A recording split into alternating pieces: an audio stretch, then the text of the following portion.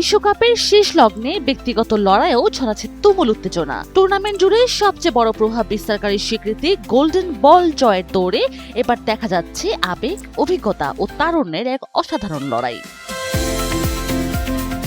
এই দৌড়ে সবার সামনে আছেন ৩৯ বছর বয়সী আর্জেন্টাইন কিংবদন্তি লিওনেল মেসি। বয়সকে বুড়ো আঙুল দেখিয়ে অবিশ্বাস্য ফর্মে থাকা মেসি ইতিমধ্যে ৮টি গোল ও ২টি অ্যাসিস্ট করেছেন। শুধু গোল করাই নয়, ম্যাচের গতিপথ বদলে দিয়ে দলকে ফাইনালে তুলতে সবচেয়ে বড় ভূমিকা রাখছেন তিনি। বসুন্ধরা টিস্যু, অশুদ্ধতার বিরুদ্ধে এক বিন্দুও ছাড় নয়। মেসির সমানে সমানে টক্কর দিচ্ছেন ফরাসি তারকা কিলিয়ান এমবাপ্পে। গতি আর নিখুঁত ফিনিশিংয়ে প্রতিপক্ষকে গুড়িয়ে দিয়ে তিনিও করেছেন ৮টি গোল এবং ৩টি অ্যাসিস্ট।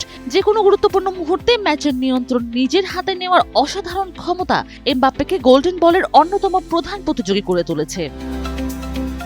এদের বাইরে নতুন করে ঝড় তুলেছেন ইংল্যান্ডের জুড বেলিংহাম। নকআউট পর্বে টানা ৬ গোল ও ১ অ্যাসিস্ট নিয়ে বড় মঞ্চের জাত খেলোয়াড় হিসেবে নিজেকে প্রমাণ করেছেন তিনি।